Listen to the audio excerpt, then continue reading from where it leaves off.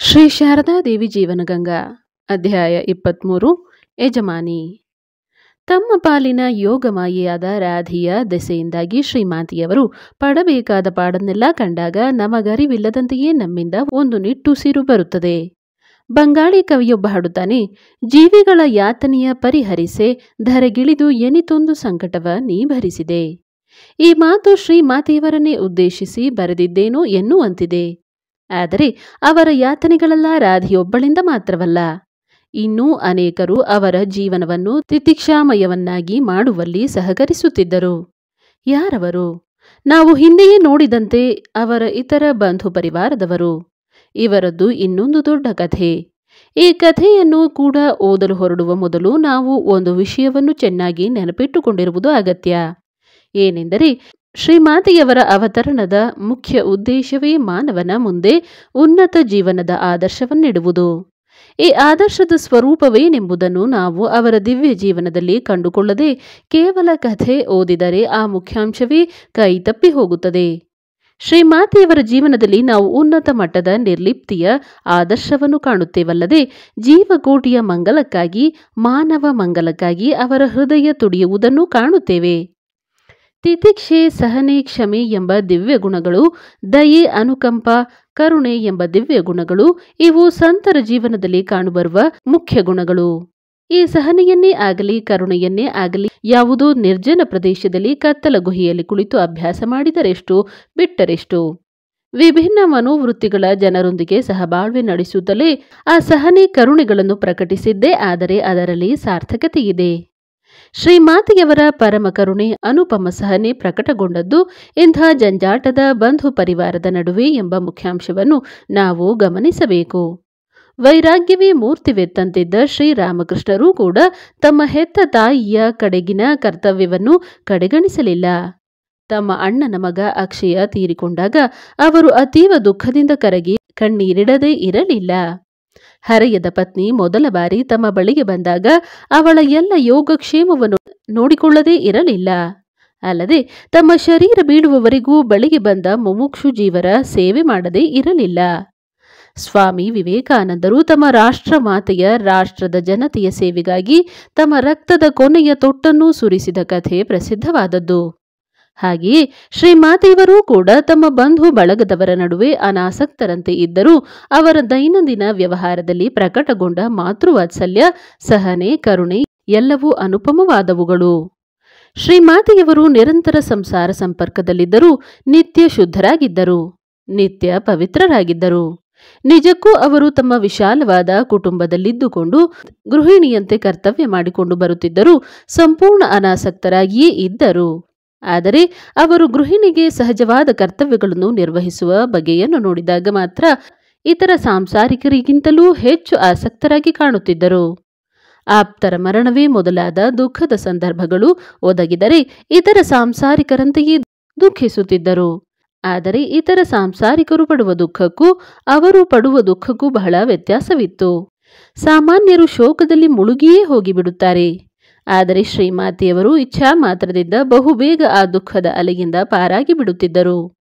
ಮೋಡದಿಂದ ಕಳಚಿಕೊಂಡ ಚಂದ್ರನಂತೆ ಪುನಃ ಪ್ರಫುಲ್ಲರಾಗುತ್ತಿದ್ದರು. ಒಂದು ದಿನ ಶ್ರೀಮಾತೆಯವರು ತಮ್ಮ ಮನೆಯ ಜಗುಲಿಯ ಮೇಲೆ ಕುಳಿತಿದ್ದರು. ಅಲ್ಲೇ ಇನ್ನೊಂದು ಕಡೆ ಅವರ ಶಿಷ್ಯರಾದ ಕೆಲವು ಸನ್ಯಾಸಿಗಳು ಕುಳಿತಿದ್ದರು. ಆಗ ಮನೆಯ ಮುಂದಿನ ದಾರಿಯಾಗಿ ವರದ ಮಾವ ತನ್ನ ಅಂಗಳಕ್ಕೆ ಭತ್ತದ ಮೂಟೆಗಳನ್ನು ಸಾಗಿಸುತ್ತಿದ್ದ. ಆದರೆ ಅವನ ಅಣ್ಣ ಕಾಳಿ ಮಾವ ತನ್ನ ಅಂಗಳಕ್ಕೆ ಬೇಲಿ ಹಾಕಿಕೊಳ್ಳುವಾಗ ಈ ದಾರಿಯ ಜಾಗವನ್ನು ಒಂದಿಷ್ಟು ಸೇರಿಸಿಕೊಂಡು ಬಿಟ್ಟಿದ್ದ. ಹೀಗಾಗಿ ದಾರಿಯ ಅಗಲ ಕಿರಿದಾಗಿತ್ತು. ಪರಿಣಾಮವಾಗಿ ವರದ ಮಾವನಿಗೆ ಆ ದಾರಿಯಾಗಿ ತನ್ನ ಭತ್ತದ ಮೂಟೆಗಳನ್ನು ಸಾಗಿಸುವುದು ಕಷ್ಟವಾಯಿತು. ಅವನು ಅಸಹನೆಗೊಂಡು ಕಾಳಿ ಕುಮಾರನನ್ನು ಆ ವಿಷಯವಾಗಿ ಬೈದ. ಆದರೆ ಕಾಳಿ ತನ್ನ ತಪ್ಪೊಪ್ಪಿಕೊಂಡು ಸುಮ್ಮನಿದ್ದಾನೆಯೇ? ವಾಪಸ್ಸು ಬೈದ. ಮಾತಿಗೆ ಮಾತು ಬೆಳೆಯಿತು. ಶ್ರೀಮಾತೆಯವರು, ಸಾಧುಗಳು ಇದನ್ನೆಲ್ಲ ಕುಳಿತಲಿಂದಲೇ ನೋಡುತ್ತಿದ್ದಾರೆ. ಕ್ರಮೇಣ ಮಾತಿನ ಬಿಸಿ ಏರಿತು. ಕೈ ಮಿಲಾಯಿಸಿದರು. ಅಲ್ಲಿ ಅಷ್ಟೊಂದು ಜನ ಸಾಧುಗಳಿದ್ದಾರೆ, ಸ್ವಯಂ ಶ್ರೀಮಾತೆಯವರೇ ಇದ್ದಾರೆ. ಆದರೂ ಆ ಅಣ್ಣ ತಮ್ಮಂದಿರು ಯಾವುದನ್ನೂ ಲೆಕ್ಕಿಸದೆ ನಾಚಿಕೆ ಬಿಟ್ಟು ಅವರೆದುರಿನಲ್ಲೇ ಹೊಡೆದಾಟಕ್ಕಿಳಿದು ಬಿಟ್ಟರು. ಇನ್ನು ಶ್ರೀಮಾತೆಯವರಿಂದ ಸುಮ್ಮನೆ ಕುಳಿತುಕೊಳ್ಳಲು ಸಾಧ್ಯವಾಗಲಿಲ್ಲ. ಓಡಿ ಹೋಗಿ ಅವರನ್ನು ಸಮಾಧಾನಪಡಿಸಲು ಪ್ರಯತ್ನಿಸಿದರು. ನೀನು ಮಾಡಿದ್ದು ಸರಿಯಲ್ಲ ಎಂದು ಒಬ್ಬನಿಗೆ ಹೇಳಿದರು. ಹಾಗೆಲ್ಲ ಹೊಡೆದಾಡಬಾರದು, ಬಾ ಈ ಕಡೆ ಎಂದು ಇನ್ನೊಬ್ಬನನ್ನು ಕೈ ಹಿಡಿದೆಳೆದರು. ಅವರು ಬಹಳಷ್ಟು ಪ್ರಯತ್ನಿಸಿದ ಮೇಲೆ ಅವರ ಮಾತಿಗೆ ಮನ್ನಣೆ ಕೊಟ್ಟು ಇಬ್ಬರು ಹೊಡೆದಾಟವನ್ನೇನೋ ನಿಲ್ಲಿಸಿದರು. ಆದರೆ ಬಾಯಿ ನಿಲ್ಲಿಸಲಿಲ್ಲ. ಏನೇನೂ ಕೆಟ್ಟ ಕೆಟ್ಟದಾಗಿ ಬೈದುಕೊಳ್ಳುತ್ತಲೇ ಇದ್ದರು. ಎಲ್ಲಿ ಪುನಃ ಗುದ್ದಾಟ ಪ್ರಾರಂಭವಾಗಿ ಬಿಡುತ್ತದೆಯೋ ಎಂದು ಶ್ರೀಮಾತೆಯವರು ಅಲ್ಲೇ ಅವರಿಬ್ಬರ ನಡುವೆ ನಿಂತೇ ಇದ್ದರು. ಆಗ ಅಲ್ಲಿದ್ದ ಸನ್ಯಾಸಿಗಳು ಮಧ್ಯೆ ಪ್ರವೇಶಿಸಿದರು. ಇನ್ನು ಬೇರೆ ದಾರಿ ಕಾಣದೆ ಸೋದರರಿಬ್ಬರು ಪರಸ್ಪರ ಶಾಪ ಹಾಕುತ್ತಾ ತಮ್ಮ ಮನೆಗಳಿಗೆ ಹೊರಟು ಹೋದರು. ಅವರ ಭಯಂಕರ ಕೋಪತಾಪ ತಿಕ್ಕಾಟಗಳನ್ನು ಕಂಡು ನಿಜಕ್ಕೂ ಶ್ರೀಮಾತೆಯವರು ಉದ್ವೇಗಗೊಂಡಿದ್ದರು.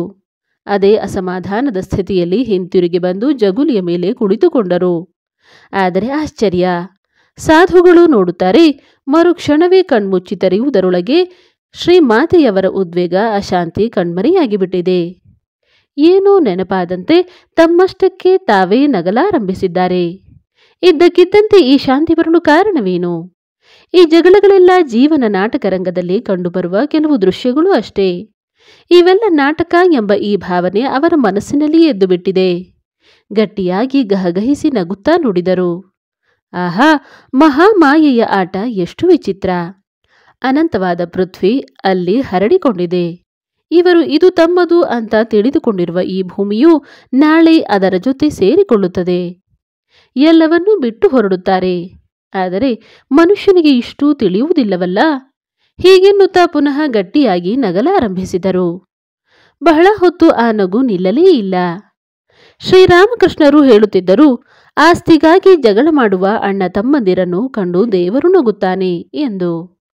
ಅಣ್ಣ ತಮ್ಮಂದಿರು ತಮ್ಮ ಆಸ್ತಿಯನ್ನು ಪಾಲು ಮಾಡಿಕೊಳ್ಳುವಾಗ ನಡುವೆ ಒಂದು ಗೆರೆ ಹಾಕಿ ಹೇಳುತ್ತಾರಂತೆ, ನೋಡು, ಈ ಭೂಮಿ ನನ್ನದು, ಆ ಭೂಮಿ ನಿನ್ನದು ಎಂದು. ಆಗ ಭಗವಂತ ಇವರ ಮಾತನ್ನು ಕೇಳಿ, ಎಲಾ, ಈ ಇಡೀ ಜಗತ್ತೇ ನನಗೆ ಸೇರಿದ್ದು, ಇವರು ಈ ಭೂಮಿ ನನ್ನದು ಆ ಭೂಮಿ ನಿನ್ನದು ಎಂದು ಹೇಳುತ್ತಾರಲ್ಲ ಎಂದು ಮನಸ್ಸಿನಲ್ಲಿ ಅಂದುಕೊಂಡು ನಗುತ್ತಾನಂತೆ. ಹಾಗೆಯೇ ಶ್ರೀಮಾತೆಯವರು ತಮ್ಮ ಸೋದರರು ಈ ತುಂಡು ಜಾಗಕ್ಕಾಗಿ ಜಗಳವಾಡಿದ್ದನ್ನು ಕಂಡು ಗಹಗಹಿಸಿ ನಗುತ್ತಾರೆ. ಒಂದು ಮಕರ ಸಂಕ್ರಾಂತಿಯ ದಿನ ಶ್ರೀಮಾತೆಯವರು ಪ್ರಸನ್ನನ ಮನೆಯ ಜಗುಲಿಯ ಮೇಲೆ ತಮ್ಮ ಭಕ್ತಾದಿಗಳನ್ನು ಕುಳ್ಳಿರಿಸಿ ತಾವು ಅವರ ಬಳಿಯಲ್ಲೇ ಕುಳಿತು ಅವರಿಗೆಲ್ಲ ಕಡುಬು ಮುಂತಾದ ತಿಂಡಿಗಳನ್ನು ಕೊಟ್ಟು ಉಪಚರಿಸುತ್ತಿದ್ದರು. ಪಕ್ಕದಲ್ಲೇ ಸುರಬಾಲಿಯೂ ನಳಿನಿಯೂ ಕುಳಿತುಕೊಂಡು ಸಂಕ್ರಾಂತಿಗೆ ಬಾಗಿನಗಳನ್ನು ಸಿದ್ಧಪಡಿಸುತ್ತಿದ್ದರು. ಸುರಬಾಲೆ ತನ್ನ ಮಗಳು ರಾಧಿಯ ಅತ್ತೆಯ ಮನೆಗೂ, ನಳಿನಿ ತನ್ನ ತಂಗಿ ಮಾಗುವಿನ ಅತ್ತೆಯ ಮನೆಗೂ ಬಾಗಿನ ಕೊಡಲು ಹೊರಟಿದ್ದರು. ಇಬ್ಬರೂ ತುಂಬಾ ಸಡಗರದಿಂದ ಬಾಗಿನಗಳನ್ನು ಸಿದ್ಧಗೊಳಿಸುತ್ತಿದ್ದರು. ಆಗಾಗ ಶ್ರೀಮಾತೆಯವರ ಹತ್ತಿರ ಉತ್ಸಾಹದಿಂದ ಬಂದು ಕೇಳುತ್ತಿದ್ದರು, ಬಾಗಿನಕ್ಕೆ ಇದನ್ನು ಸೇರಿಸೋಣವೇ, ಆ ತಿಂಡಿಯನ್ನು ಸೇರಿಸೋಣವೇ ಎಂದು. ಶ್ರೀಮಾತೆಯವರು ಮಾತ್ರ ಅನ್ಯ ಮನಸ್ಕರಾಗಿಯೇ ಹಾ, ಆಗಲಿ ಅಥವಾ ಇಲ್ಲ, ಅದು ಬೇಡ ಎನ್ನುತ್ತಿದ್ದರು. ಅವರಿಬ್ಬರು ಈ ಬಾಗಿನದ ವಸ್ತುಗಳನ್ನೆಲ್ಲ ತರುತ್ತಿದ್ದುದು ಶ್ರೀಮಾತೆಯವರ ಉಗ್ರಾಣದಿಂದಲೇ. ಹಬ್ಬದ ಖರ್ಚೆಲ್ಲ ಶ್ರೀಮಾತೆಯವರದೇ. ಆದರೂ ಈಗ ಅವರ ಅನ್ಯ ಮನಸ್ಕತೆಯನ್ನು ಕಂಡು ಸುರಬಾಲೆ ನಳಿನಿ ಇಬ್ಬರಿಗೂ ಅಸಮಾಧಾನವಾಯಿತು. ಉಪಚಾರ ಮಾಡಿ ಬಾಗಿನಗಳನ್ನು ತುಂಬಿಸಿಕೊಡುವುದು ಬಿಟ್ಟು ಹೀಗೆ ಉದಾಸೀನ ಮಾಡುತ್ತಿದ್ದಾರಲ್ಲ ಎಂದು ಮೊದಮೊದಲು ಗೊಣಗಿಕೊಂಡರು. ಆದರೆ ಬರಬರುತ್ತಾ ಕೋಪ ಏರಿ ಶ್ರೀಮಾತೆಯವರು ತಣ್ಣಗಿದ್ದುದನ್ನು ಕಂಡು ಗಟ್ಟಿಯಾಗಿಯೇ ದೂರಿದರು. ಆಗ ಶ್ರೀಮಾತೆಯವರು ಅಲ್ಲಿದ್ದ ಭಕ್ತರೆದುರಿಗೆ ತಮ್ಮ ಅಂತರಂಗದೊಳಗಿದ್ದುದನ್ನು ವ್ಯಕ್ತಪಡಿಸುತ್ತಾರೆ. ನೋಡಿ, ನನಗೆ ಎಷ್ಟೊಂದು ಮಕ್ಕಳಿದ್ದಾರೆ. ಅವರಿಗೆಲ್ಲ ನಾನು ಸುಮ್ಮನೆ ಕೈಮೇಲೆಯೇ ಬಡಿಸಲಿ ಅಥವಾ ಒಂದು ಎಲೆಗೆ ಹಾಕಿಕೊಡಲಿ ಅತ್ಯಂತ ಆನಂದದಿಂದ ತಿನ್ನುತ್ತಾರೆ. ಆದರೆ ಇವರಿದ್ದಾರಲ್ಲ, ಇವರು ಅಂದರೆ ತಮ್ಮ ಸೋದರ ಸುಸಿಯರು, ಇವರ ಮಕ್ಕಳಲ್ಲಿ ಯಾರಾದರೂ ಬಂದರೆ ಅವರಿಗೋಸ್ಕರ ಎಷ್ಟೊಂದು ತಟ್ಟೆ ಬಟ್ಟಲು ಹೊರಗೆ ತೆಗೆಯಬೇಕು, ಎಷ್ಟೊಂದು ಉಪಚಾರ ಆಗಬೇಕು.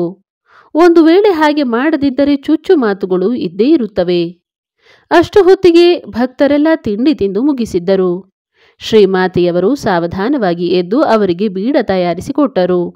ಆದರೆ ಅವರು ತಮ್ಮ ಅಳಿಯಂದಿರ ಮನೆಗೆ, ಅಂದರೆ ರಾಧಿ, ಮಾಕು ಇವರ ಗಂಡಂದಿರ ಮನೆಗೆ ಇನ್ನೇನಾದರೂ ಕಳಿಸಿಕೊಡುವ ವಿಷಯವಾಗಿ ಮನಸ್ಸು ಹರಿಸಲೇ ಇಲ್ಲ. ಶ್ರೀಮಾತೆಯವರು ಈ ಸಂಸಾರದ ಜಂಜಾಟಗಳನ್ನೆಲ್ಲ ಮಹಾಮಾಯಿಯ ಲೀಲೆ ಎಂದು ತಿಳಿದರೂ ಕೂಡ ಅವಿವೇಕಿಗಳ ವಿಷಯದಲ್ಲಿ ಉದಾಸೀನರಾಗಿಯೇ ಇರುತ್ತಿದ್ದರು ಮತ್ತು ಸಜ್ಜನರ ವಿಷಯದಲ್ಲಿ ವಿಶೇಷ ಪ್ರೀತಿ ಸೌಜನ್ಯಗಳನ್ನೇ ಸುರಿಸುತ್ತಿದ್ದರು. ಈ ಜಗತ್ತು ಮಾಯಿಯೇ ನಿಜವಿರಬಹುದು, ಆದರೆ ಇಂಥ ಜಗತ್ತಿನಲ್ಲಿಯೂ ಶಿಷ್ಟರಿದ್ದಾರೆ, ಸಜ್ಜನರಿದ್ದಾರೆ, ಸದ್ಭಾವನೆಗಳೂ ಇವೆ. ಇವುಗಳನ್ನೆಲ್ಲ ಮಾಯೆಯ ಹೆಸರಿನಲ್ಲಿ ತಳ್ಳಿ ಹಾಕಿ ಬಿಡುವಂತಿಲ್ಲ. ಶ್ರೀಮಾತೆಯವರ ಬಂಧುಗಳಲ್ಲಿ ಲೋಭ ದುರಾಸೆಗಳು ಎಷ್ಟರ ಮಟ್ಟಿಗೆ ವ್ಯಕ್ತವಾಗುತ್ತಿದ್ದವು ಎನ್ನುವುದನ್ನು ನಾವು ಹಲವಾರು ಪ್ರಸಂಗಗಳಲ್ಲಿ ನೋಡಿದ್ದೇವೆ. ನಿಜಕ್ಕೂ ಸುಸಂಸ್ಕೃತರು ಸಭ್ಯರು ಆದವರಿಗೆ ಇಂಥವರ ಜೊತೆಯಲ್ಲಿ ವಾಸಿಸುವುದೆಂದರೆ ಅದೊಂದು ಚಿತ್ರಹಿಂಸೆ. ಅವರ ಹಲ್ಕಾತನವನ್ನು ನೋಡಿದರೆ ಎಂಥವರಿಗಾದರೂ ಅವರ ಮೇಲೆ ಸಿಟ್ಟು ಬರುತ್ತದೆ. ಅವರನ್ನು ಬಾಯಿ ತುಂಬ ಬೈದು ಬಿಡಬೇಕು ಎಂಬ ಮನಸ್ಸಾಗುತ್ತದೆ. ಆದರೆ ಶ್ರೀಮಾತೆಯವರು ಎಂಥ ಬಂಧುಗಳ ವಿಷಯದಲ್ಲೂ ಅದೆಷ್ಟು ಕ್ಷಮಾಶೀಲರಾಗಿದ್ದರು ಮಾತ್ರವಲ್ಲ, ಅವರ ದೋಷ ದೌರ್ಬಲ್ಯಗಳ ಬಗ್ಗೆ ಅದೆಷ್ಟು ಸಹಾನುಭೂತಿ ತಾಳಿದ್ದರು ಎನ್ನುವುದನ್ನು ನೋಡಿದರೆ ಪರಮಾಶ್ಚರ್ಯವಾಗುತ್ತದೆ. ಒಂದು ದಿನ ವರದ ಬ್ರಹ್ಮಚಾರಿಗಳ ಜೊತೆಯಲ್ಲಿ ಎಲ್ಲಿಂದಲೂ ಬರುತ್ತಿದ್ದ ಕಾಳಿಮಾವ ದಾರಿಯಲ್ಲಿ ಅದೂ ಇದೂ ಮಾತಾಡುತ್ತಾ ಅವರಿಗೆ ಹೇಳತೊಡಗಿದ. ನೋಡು ವರದ, ಆ ದಿನ ಬೆಂಗಳೂರಿನಿಂದ ನಾರಾಯಣ ಅಯ್ಯಂಗಾರರು ಅಂತ ನನ್ನ ಅಕ್ಕನ ಶಿಷ್ಯರು ಇಲ್ಲಿಗೆ ಬಂದಿದ್ದರಲ್ಲ, ಅವರು ಅಕ್ಕನ ಮನೆಯ ಮುಂದಿನ ಜಾಗದಲ್ಲಿ ಒಂದು ಬಾವಿ ತೋಡಿಸುವ ಮಾತಾಡುತ್ತಿದ್ದರು. ಅವರೇನಾದರೂ ಬಾವಿ ತೋಡಿಸಿಕೊಟ್ಟರೆ ಬಹಳ ಜನರಿಗೆ ಉಪಕಾರವಾಗುತ್ತದೆ. ಇನ್ನು ಆ ಜಾಗದ ಬೆಲೆಯಾದರೂ ಅಂಥ ಭಾರಿ ಏನಲ್ಲ. ಅವರು ಮನಸ್ಸು ಮಾಡಿದರೆ ಸುಖವಾಗಿ ಕೊಂಡುಕೊಂಡು ಬಾವಿ ತೋಡಿಸಬಹುದು. ಏನು, ಅಕ್ಕನ ಹೆಸರಿನಲ್ಲಿ ಬಾವಿ ತೋಡಿಸಿಕೊಡುವುದು ಅಂದರೆ ಅದು ಅಂಥೆಂಥ ಭಾಗ್ಯವೇನಯ್ಯ? ಕಾಳಿಮಾವನ ಮಾತಿನ ಧಾಟಿಯನ್ನು ನೋಡಿದರೆ ಗೊತ್ತಾಗುತ್ತದೆ ಅವನ ಮನಸ್ಸಿನಲ್ಲಿ ಏನೋ ದುರುದ್ದೇಶ ಇದೆ ಎನ್ನುವುದು. ಆತ ಬಾವಿ ತೋಡಿಸುವ ವಿಷಯವನ್ನು ಎತ್ತಿದ್ದೇನೋ ಸರಿಯೇ, ಅದರಿಂದ ಜನತೆಗೆ ಉಪಯೋಗವಾಗುತ್ತದೆ, ಅಲ್ಲದೆ ಶ್ರೀಮಾತೆಯವರ ಹೆಸರಿನಲ್ಲಿ ಬಾವಿ ತೋಡಿಸಿಕೊಡುವುದೆಂದರೆ ಭಾಗ್ಯದ ಕೆಲಸ ಎನ್ನುವುದೂ ನಿಜವೇ. ಆದರೆ ಅವನು ಈ ಮಧ್ಯೆ ಇನ್ನೊಂದು ಮಾತು ಹೇಳಿದನಲ್ಲ, ಇನ್ನು ಆ ಜಾಗದ ಬೆಲೆಯಾದರೂ ಅಂಥ ಭಾರಿ ಏನಲ್ಲ, ಅವರು ಮನಸ್ಸು ಮಾಡಿದರೆ ಸುಖವಾಗಿ ಕೊಂಡುಕೊಳ್ಳಬಹುದು ಎಂದು. ಈ ಮಾತಿನಲ್ಲಿಯೇ ಅವನ ದುರ್ಬುದ್ಧಿ ದುರಾಸೆ ಅಡಗಿರುವುದು. ವಿಷಯ ಏನೆಂದರೆ, ಯಾವ ಜಾಗದಲ್ಲಿ ಬಾವಿ ತೋಡಿಸಿಕೊಡಬೇಕಾಗಿದೆಯೋ ಆ ಜಾಗ ಕಾಳಿಮಾವನಿಗೆ ಸೇರಿದ್ದು. ಆದ್ದರಿಂದ ನಾರಾಯಣ ಅಯ್ಯಂಗಾರರು ಆ ಜಾಗವನ್ನು ಕೊಂಡುಕೊಳ್ಳಲು ಬಂದಾಗ ತಾನು ಅದಕ್ಕೆ ಚೆನ್ನಾಗಿ ಬೆಲೆ ಹಾಕಿ ಒಂದಿಷ್ಟು ಸಂಪಾದಿಸಿಕೊಳ್ಳಬಹುದು ಎಂಬ ದುರಾಲೋಚನೆ ಅವನದು. ಇದನ್ನು ಕೂಡಲೇ ಗ್ರಹಿಸಿದ ವರದ ಬ್ರಹ್ಮಚಾರಿಗಳು ಏನೂ ಉತ್ತರಿಸದೆ ಸುಮ್ಮನಿದ್ದರು. ಆಗ ಕಾಳಿಮಾವ ಮತ್ತೆ ಹೇಳಿದ, ನೋಡು ವರದ, ನನ್ನ ಅಕ್ಕ ತನಗೆ ಬಂದ ಕಾಣಿಕೆಯ ಹಣವನ್ನೆಲ್ಲ ಹಾಗೇ ಕೂಡಿಟ್ಟಿದ್ದರೆ ಇಷ್ಟೊತ್ತಿಗೆ ಒಂದು ದೊಡ್ಡ ಗಂಟಾಗುತ್ತಿತ್ತು. ಆದರೆ ಅವಳು ಬಂದದ್ದೆಲ್ಲವನ್ನೂ ತನ್ನ ತಮ್ಮಂದಿರಿಗೆ ಅಂತ ರಾಧಿಗೆ ಅಂತ ಖರ್ಚು ಮಾಡಿಬಿಡುತ್ತಾಳೆ. ಏನನ್ನೂ ಉಳಿಸುವುದೇ ಇಲ್ಲ. ಕೂಡಿಡುವುದಕ್ಕೆ ಗೊತ್ತಿಲ್ಲ ಅವಳಿಗೆ. ಹೋಗಲಿ, ನಿನಗಾದರೂ ಗೊತ್ತಾ ವರದ, ಅವಳು ಯಾರಿಗೆ ಜಾಸ್ತಿ ಕೊಡುತ್ತಾಳೆ ಅಂತ? ವರದ ಬ್ರಹ್ಮಚಾರಿಗಳು ಜಿಗುಪ್ಸೆಯಿಂದ ಇದಕ್ಕೂ ಏನೂ ಉತ್ತರ ಕೊಡದೆ ಮೌನವಾಗಿಯೇ ಇದ್ದರು. ಆಗ ಕಾಳಿಮಾವನಿಗೆ ಇದ್ದಕ್ಕಿದ್ದಂತೆ ಹೊಳೆಯಿತು, ತನ್ನ ಸಣ್ಣತನವನ್ನು ತಾನೇ ಜಾಹೀರು ಪಡಿಸುತ್ತಿದ್ದೇನೆ ಎನ್ನುವುದು. ತಕ್ಷಣ ತನ್ನ ಮಾತಿನ ಧಾಟಿಯನ್ನು ಬದಲಾಯಿಸಿ ಒಳ್ಳೆ ಪ್ರಾಜ್ಞನಂತೆ ಮಾತನಾಡತೊಡಗಿದ. ವರದ, ಜನ ಅಕ್ಕನನ್ನು ಇಷ್ಟೊಂದು ಗೌರವಿಸುತ್ತಾರಲ್ಲ, ಯಾಕೆ ಗೊತ್ತೇನು? ಅವಳಿಗೆ ಹಣದ ಮೇಲೆ ವ್ಯಾಮೋಹ ಇಲ್ಲ. ಅವಳಿಗೇನಾದರೂ ಸಾಮಾನ್ಯ ಮನುಷ್ಯರ ಹಾಗೆ ಹಣದ ಮೇಲೆ ವ್ಯಾಮೋಹ ಇದ್ದಿದ್ದರೆ ಅವಳು ಇಷ್ಟೊಂದು ಜನರ ಗೌರವಕ್ಕೆ ಪಾತ್ರಳಾಗುವುದು ಸಾಧ್ಯವಿರುತ್ತಿರಲಿಲ್ಲ. ಇದೊಂದೇ ಸಾಕು ಅವಳು ಮನುಷ್ಯಳಲ್ಲ ದೇವಿ ಎನ್ನುವುದಕ್ಕೆ. ನಿನಗರ್ಥವಾಯಿತೇ ವರದ? ಶ್ರೀಮಾತೆಯವರು ಮನುಷ್ಯರಲ್ಲ ದೇವಿ ಎಂಬ ಸತ್ಯ ವರದ ಬ್ರಹ್ಮಚಾರಿಗಳಿಗೆ ಯಾವಾಗಲೂ ಅರ್ಥವಾಗಿತ್ತು. ಅರ್ಥವಾಗಬೇಕಾಗಿದ್ದುದು ಈ ಕಾಳಿಮಾವನಿಗೆ. ಆತ ತನ್ನ ಉಪನ್ಯಾಸವನ್ನು ಇನ್ನಷ್ಟು ಮುಂದುವರಿಸಿದ. ವರದ, ನೀವೆಲ್ಲ ನಿಜಕ್ಕೂ ಭಾಗ್ಯಶಾಲಿಗಳಪ್ಪ. ಈ ಚಿಕ್ಕ ವಯಸ್ಸಿನಲ್ಲೇ ತಂದೆ ತಾಯಿ ಆಸ್ತಿ ಮನೆ ಎಲ್ಲವನ್ನೂ ತ್ಯಾಗ ಮಾಡಿ ಬಂದು ನನ್ನ ಅಕ್ಕನ ಸೇವೆಯಲ್ಲಿ ನಿರತರಾಗಿದ್ದೀರಲ್ಲ, ಎಂಥ ಪುಣ್ಯ ನಿಮ್ಮದು. ಅವನ ಆಷಾಢಭೂತಿತನವನ್ನು ಕಂಡು ವರದ ಬ್ರಹ್ಮಚಾರಿಗಳು ಮನದಲ್ಲೇ ನಕ್ಕರು. ಅದೇ ರಾತ್ರಿ ಅವರು ಈ ಸಂಭಾಷಣೆಯ ವರದಿಯನ್ನು ಶ್ರೀಮಾತೆಯವರಿಗೆ ಒಪ್ಪಿಸಿದರು. ತಮ್ಮನ ಸಣ್ಣತನಕ್ಕೆ ಮುಗುಳ್ನಗುತ್ತಾ ಶ್ರೀಮಾತೆಯವರೆನ್ನುತ್ತಾರೆ, ಕಾಳಿಗೆ ಹಣದ ಹುಚ್ಚು. ಏನು ಮಾಡುವುದು ಪಾಪ. ಅನ್ನ ಚಿಂತಾ ಚಮತ್ಕಾರ, ಬುದ್ಧಿಮಾನ್ ಹೋಯ್ ದಿಶೆ ಹಾರ. ಇದೊಂದು ಬಂಗಾಳಿ ಗಾದೆ. ಹೊಟ್ಟೆಯ ಚಿಂತೆ ಎನ್ನುವುದು ಎಂಥ ಬುದ್ಧಿವಂತನನ್ನು ಮೂರ್ಖನನ್ನಾಗಿ ಮಾಡಿಬಿಡುತ್ತದೆ. ಈ ಕಾಳಿ ತನ್ನ ಅಕ್ಕ ಅಂದರೆ ದುಡ್ಡಿನ ಗಿಡ ಅಂತ ತಿಳಿದುಕೊಂಡಿದ್ದಾನೆ. ಆದರೂ ಅವನೆಷ್ಟೋ ವಾಸಿ. ಅವನಿಗೆ ನನ್ನಲ್ಲಿ ಅಲ್ಪ ಸ್ವಲ್ಪ ಭಕ್ತಿ ವಿಶ್ವಾಸ ಇದೆ. ನನಗೇನಾದರೂ ಕಷ್ಟ ಬಂದರೆ ಮೊದಲು ನೆರವಿಗೆ ಬರುವವನು ಅವನೇ. ಇನ್ನು ಉಳಿದವರಿದ್ದಾರಲ್ಲ, ಅವರಿಗೆಲ್ಲ ನಾನು ಕೊಡುತ್ತಾ ಇದ್ದರೆ ಮಾತ್ರ ಸಂತೋಷ ಅಷ್ಟೇ. ಹೀಗೆ ಅವರು ಕಾಳಿಕುಮಾರನ ಧನದಾಹದ ದೌರ್ಬಲ್ಯವನ್ನು ಗಮನಿಸಿದ್ದರೂ ಅದನ್ನು ಹಗುರವಾಗಿ ಕಾಣಲು ಪ್ರಯತ್ನಿಸುತ್ತಿದ್ದರು. ಈ ಕಾಳಿಕುಮಾರ ಕೋಪಿಷ್ಟ, ಒರಟ, ಅವನ ಮುಖಚರ್ಯೆಯೇ ಬಿರುಸು, ನೋಡಿದವರಿಗೆ ಸ್ವಲ್ಪ ಭಯವಾಗುವ ಹಾಗೇ ಇದ್ದ.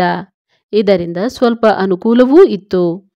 ನಳಿನಿ, ಮಾಕು, ರಾಧಿ, ಹುಚ್ಚಿ, ಸುರಬಾಲಿ ಇವರೆಲ್ಲ ಅವನಿಗೆ ಹೆದರುತ್ತಿದ್ದರು. ಸುರಬಾಲಿಗೇನಾದರೂ ಹುಚ್ಚು ಕೆರಳಿ ಪ್ರಕೋಪಕ್ಕೇರಿದರೆ ಆಗ ಇನ್ನೇನೂ ಮಾಡಬೇಕಾಗಿರಲಿಲ್ಲ. ಸುಮ್ಮನೆ ಎಲ್ಲಿ ಆ ಕಾಳಿಯನ್ನು ಕರೆಯಿರಿ ಎಂದು ಒಂದು ಮಾತು ಹೇಳಿದರೆ ಸಾಕು, ಅವಳು ಓಡಿ ಹೋಗಿ ಕೋಣೆಯೊಳಗೆ ಸೇರಿಕೊಂಡು ಬಿಡುತ್ತಿದ್ದಳು. ಕಾಳಿಕುಮಾರನಿಗೆ ಎಲ್ಲರ ನಡುವೆ ತನ್ನ ವ್ಯಕ್ತಿತ್ವದ ಜೋರನ್ನು ಮೆರೆದಾಡುವುದೆಂದರೆ ತುಂಬಾ ಇಷ್ಟ. ಆದ್ದರಿಂದ ಯಾವುದಾದರೂ ವಿಶೇಷ ಸಂದರ್ಭ ಬಂತೆಂದರೆ ತಾನೇ ತಲೆ ಹಾಕಿ ಕೆಲಸದ ಜವಾಬ್ದಾರಿಯನ್ನೆಲ್ಲ ತೆಗೆದುಕೊಳ್ಳುತ್ತಿದ್ದ. ಶ್ರೀಮಾತೆಯವರಿಗೆ ಅವನ ಸ್ವಭಾವ ಚೆನ್ನಾಗಿ ಗೊತ್ತಿತ್ತು.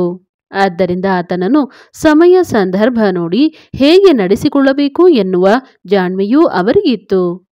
ಈ ಮುಂದಿನ ಘಟನೆಗಳನ್ನು ಅದಕ್ಕೆ ಉದಾಹರಣೆಯಾಗಿ ಹೇಳಬಹುದು.